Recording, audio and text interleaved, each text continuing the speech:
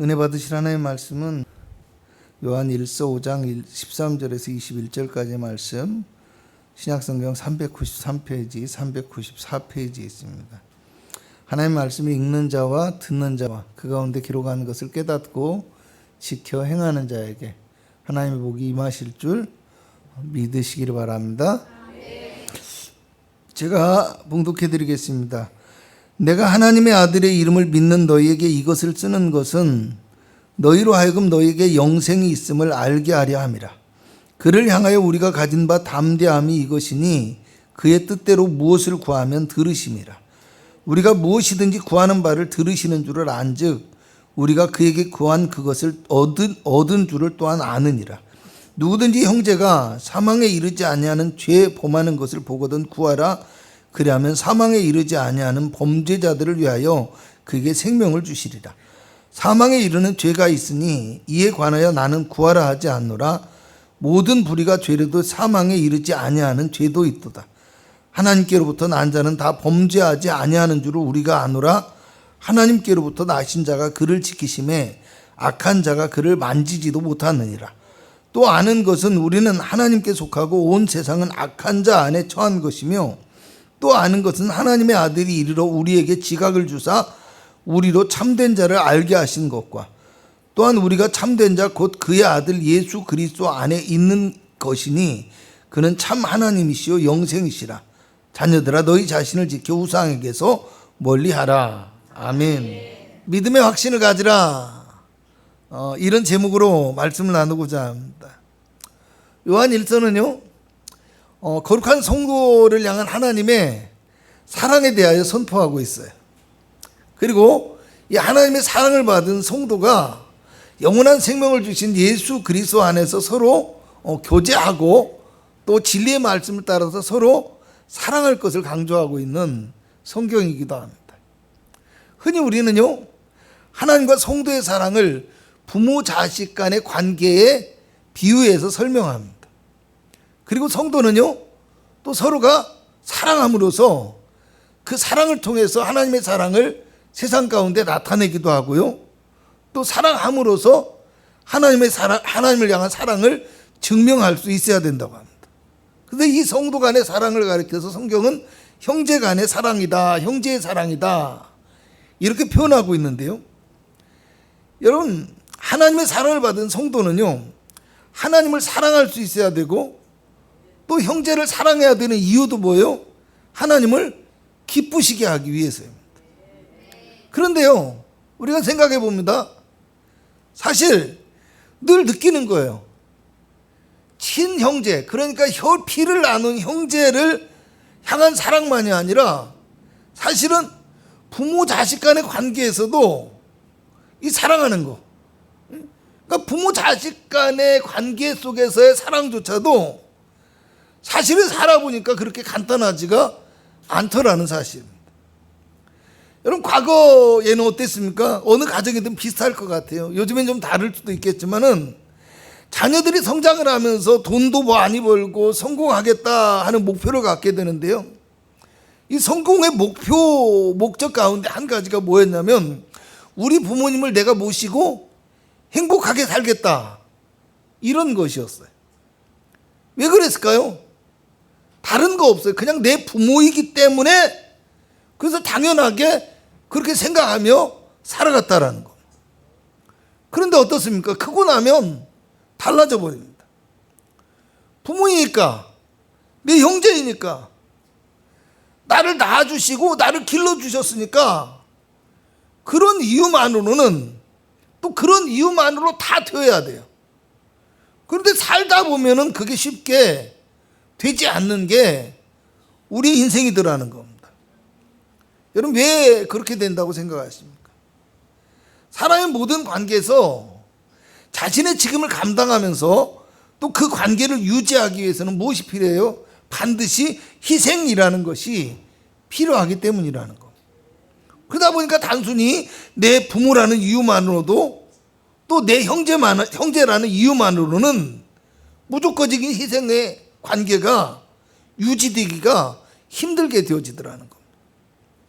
여러분 현대 사회에서는요 사실 이 부모가 어린 자녀를 희생하는 거, 그러니까 자녀가 부모를 사랑하는 거, 자녀가 형제를 사랑하는 거, 이것을 넘어서서 사실은 부모가 자신의 어린 자녀를 위해서 희생하는 삶을 살아가는 것, 이것마저도요 기쁨이 없고 힘들다고 생각해요. 그리고 심지어는 자녀를 위해서 살아가는 거, 이거 자체가 오히려 내가 자녀로 인해서 내 삶이 사라지고요, 내 존재가 없어진다, 뭐 이런 생각까지 하는 사람들이 굉장히 많아지고 있어요. 여러분, 그래서 요즘 우리나라에도요 자녀를 갖지 않고 부부끼리만 살아가는 딩크족이라는 것이 늘어나고 있다고 해요. 근데 참 아이러니해요. 아이러니하게도 자녀를 갖지 않는 이유는 물론 많아요. 그래서 딩크족의 범위를 넓게 하면은 자녀가 없는 뭡니까 부부다라고 할 수도 있지만요, 실질적인 딩크족은 자녀가 없는 부부가 아니라 자녀를 일부러 갖지 않는 이런 가정을 얘기하는 거예요.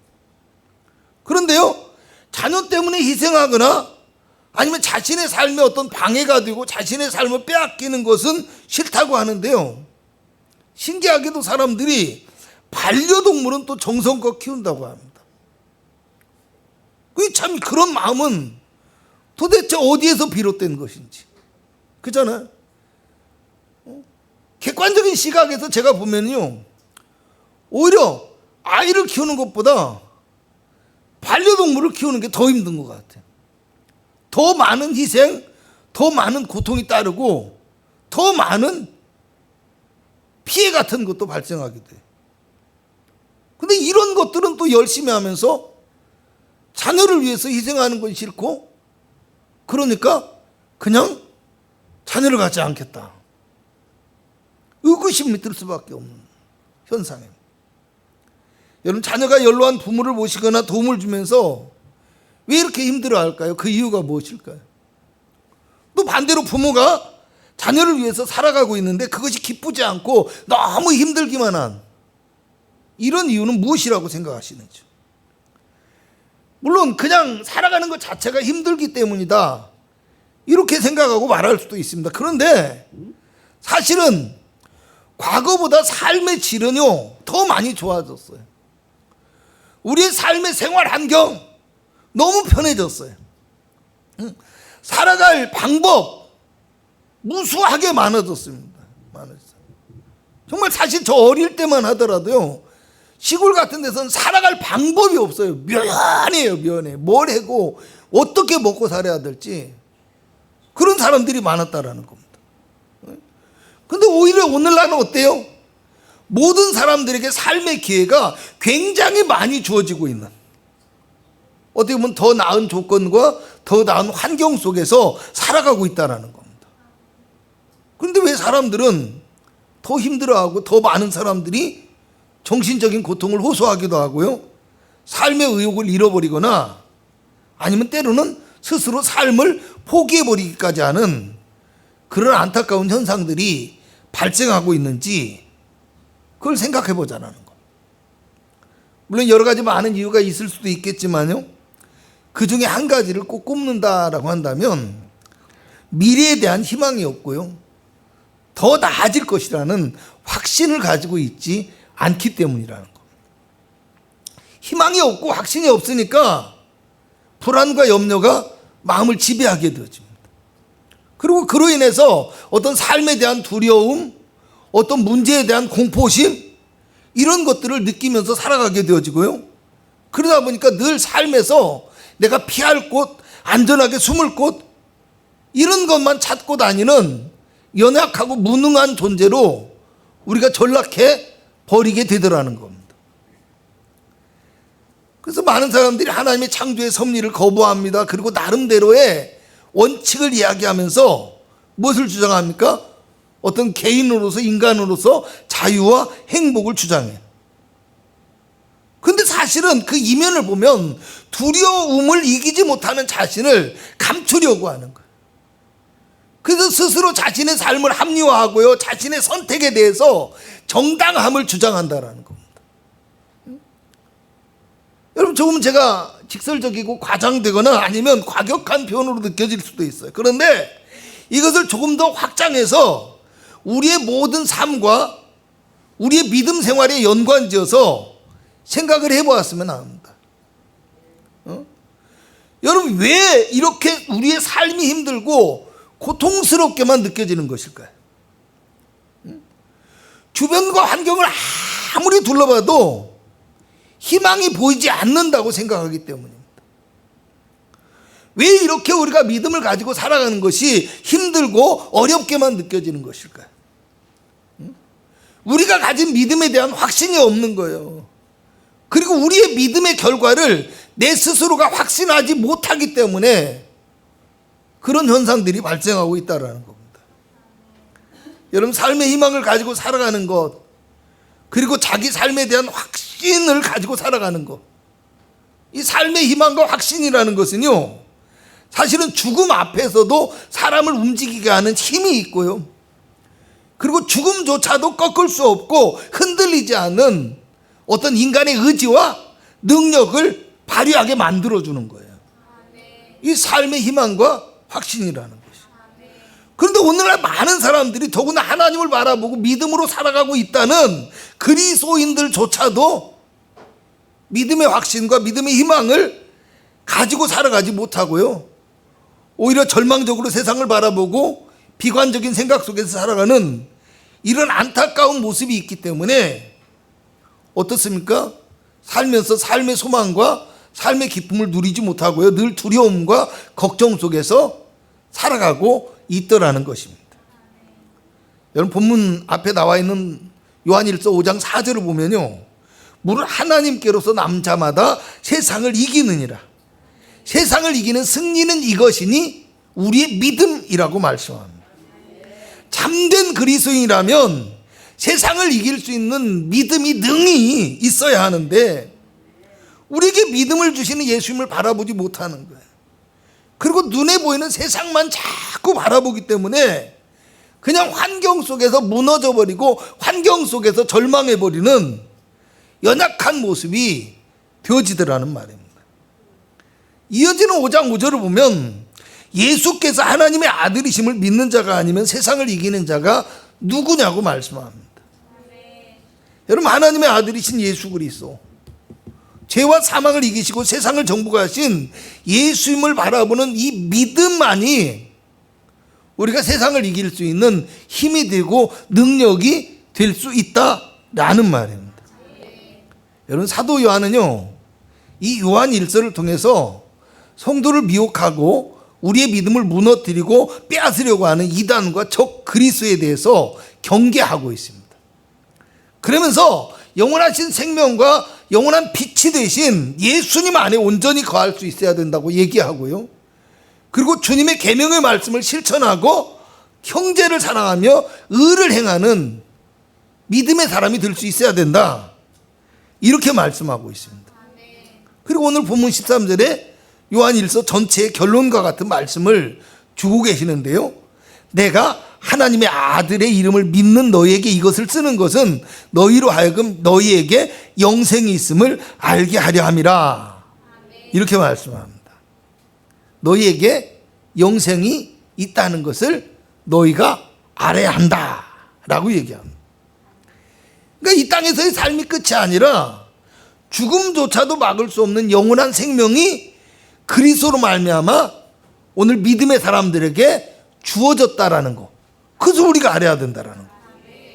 요한복음 20장 31절을 보면 오직 이것을 기록하면 너희로 예수께서 하나님의 아들 그리스도이심을 믿게 하려 하며 또 너희로 믿고 그 이름을 힘입어 생명을 얻게 하려 함이라, 이렇게 말씀합니다. 그러니까 사도 요한은요, 요한복음을 통해서 그 요한복음의 목적은요, 예수님을 믿고 생명을 얻게 하는 데 목적이 있다고 해요. 그리고 요한 일서의 목적은 뭐냐? 예수님을 믿는 자에게 영원한 생명이 있다는 것을 알게 하는 데 목적이 있다라는 겁니다. 할렐루야. 여러분, 요한일서 2장 25절에는 그가 우리에게 약속하신 약속이 이것이니 곧 영원한 생명이라고 얘기해요.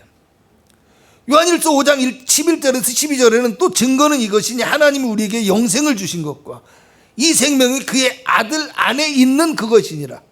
아들이 있는 자에게는 무엇이 있고? 생명이 있고, 하나님의 아들이 없는 자에게는 생명이 없다라고 얘기합니다. 예수님 안에만 구원이 있고, 예수님 안에 생명이 있고, 예수님 안에 사망의 권세가 결코 무너뜨릴 수 없는 하나님의 영원한 생명과 하나님의 보호하심이 있다라고 말씀하시는 겁니다.